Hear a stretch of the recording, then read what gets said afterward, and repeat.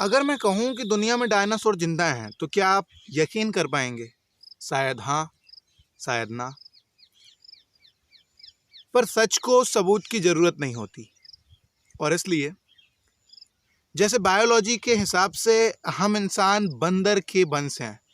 हम बंदरों के बाद धीरे धीरे एवोल्यूशन करते करते इंसान बन गए।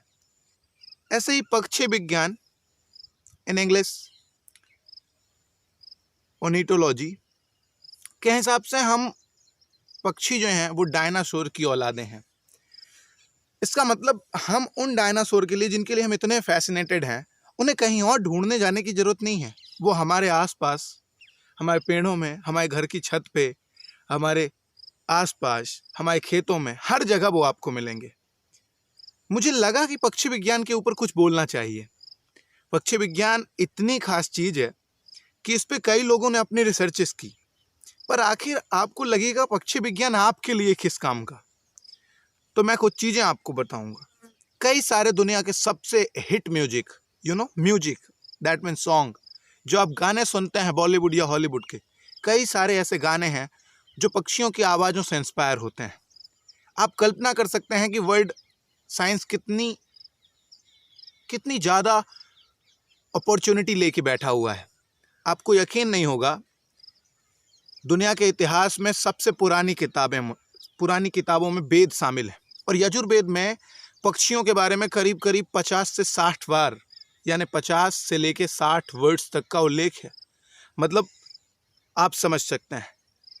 हिंदुओं के इतिहास में और इंडिया के इतिहास में जैसे लिटरेचर अगर आपने पढ़ा होगा तो पंचतंत्र आप जरूर जानते होंगे। पंचतंत्र में पक्षियों के बारे में कई सारी कहानियां और पक्षियों को कई तरह से फैसिनेट करके फिक्शन के तौर पे रखा गया है।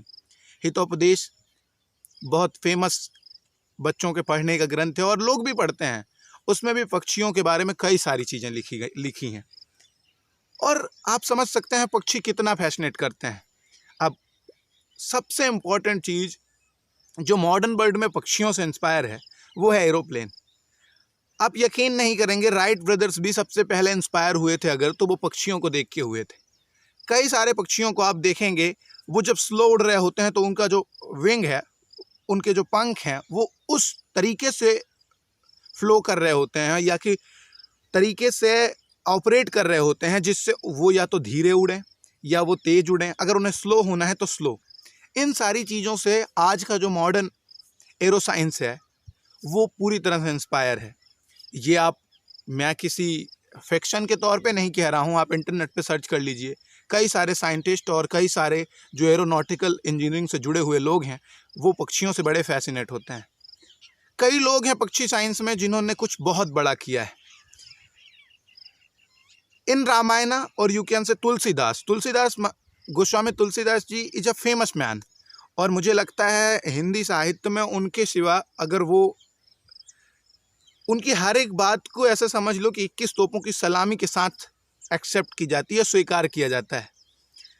उन्होंने चातक के बारे में लिखा है कि अगर लव के बारे में, व्हाट इज ए लव, मुझे लगता है ट्रू लव, मुझे नहीं लगता, तुलसीदास जी को लगता है और मुझे भी लगता है। अगर उन्हें लगता है तो मुझे भी लगता है। तो चातक लव का सबसे अच्छा एग्जाम्पल है। मतलब ऐसा प्यार। अब मैं इसकी एक कहानी अगर आपको सुनाना चाहूँ तो चातक के बारे में एक चीज़ आप समझ लीजिए कि चातक पूरे साल में कभी पानी नहीं पीता, जबकि पानी बहुत सारा भरा होता है, नदियों में होता है, तालाबों में होता है। वो चाहे तो पी ले, लेकिन वो सिर्फ और सिर्फ स्वाति नक्षत्र का पानी पीता है। वो चाहे तो बरसात के 4 महीनों में पानी पी सकता है, पर उन बरसात के 4 महीनों में भी वो पानी नहीं पीता है। और उसके पीछे की वजह आपको पता है क्या है? क्योंकि उसे लगता है कि अगर वो 4 महीने बरसात के पानी पिएगा तो इससे उसके प्रेमी को ये लगेगा कि वो स्वार्थी है, दैट मीन्स सेल्फिश, और वो बादल से प्रेम करता है। अब जरा सोचो, बादल से जो प्रेम करता है वो बादल के लिए तड़फता है, मतलब पानी के लिए तड़फता है, लेकिन वो उन 4 महीनों की बरसात का पानी नहीं पीता, सिर्फ स्वाति नक्षत्र का पानी पीता है। मतलब समझ सकते हो प्यार की तड़फ क्या होती है। और ऑनेस्टी इतनी कि वो कभी नदी तालाब का पानी नहीं पीता, क्योंकि उसे ऐसा लगता है कि ये पानी उसके प्रेमी के साथ छल होगा। ऐसी कई सारी, सारस एक पक्षी है, उसकी भी, उनका जो एक दूसरे को लेके ईच अदर का एक कमिटमेंट है वो भी एकदम ग्रेट टाइप का है। वो भी पक्षियों से आप ये भी सीख सकते हैं।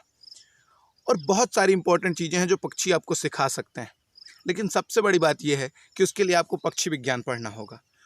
और आप यकीन नहीं कर पाएंगे कि आपके आसपास ही डायनासोर उड़ रहे हैं, कई सारे डायनासोर उड़ रहे हैं, पर हाँ, उनकी औलादें हैं और उसी वंश के हैं। तो इसलिए अगर आपको डायनासोर देखना है तो अपने आसपास छत में, खेतों में पक्षी देखिए। पक्षी दुनिया के सबसे ज़्यादा इंस्पिरेशन अपने पास रखने वाले जीव हैं। तो एक बार पक्षियों को देखिए, और जब आप बर्ड वॉचिंग करेंगे तो आप पूरी तरह से फैसिनेट हो जाएंगे, हैप्पीनेस माइंड एक्सेप्ट कर लेंगे, और पीसफुल का, कोऑपरेशन का, कंपैशन का और इंटीग्रिटी का सबसे अच्छा एग्जाम्पल अगर कोई है तो वो है पक्षी, दैट मीन्स बर्ड्स। तो पक्षी विज्ञान पढ़िए, और मुझे लगता है पक्षी विज्ञान सबसे इंटरेस्टिंग विज्ञान है, पर हाँ, उसे पढ़ना पड़ेगा। हमारे इतिहास में, हमारे साहित्य में पक्षियों के बारे में कई सारी कहानियाँ पढ़ी हैं। कुछ ऐसे लोग हैं जिन्होंने पक्षी विज्ञान में कुछ बहुत बड़ा काम किया है, उनमें से मैं हम जो भी लोग पक्षी विज्ञान को पढ़ना जानते हैं, मुझे लगता है उन्हें सलीम अली जी का ग्रेटफुल होना चाहिए। Salim Ali is a famous bird watcher, और आप कह सकते हो कि पक्षी विज्ञान के ये जनक तो नहीं कह सकते, लेकिन पक्षी विज्ञान में इनका योगदान सबसे ज़्यादा है। एक और बहुत फेमस नाम है, अगर आपने सुना हो, A.O. ह्यूम।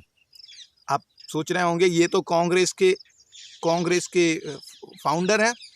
नहीं, ये कांग्रेस के फाउंडर तो हैं, लेकिन इसके अलावा भी ये पक्षी विज्ञान में इनका एक बहुत बड़ा योगदान है।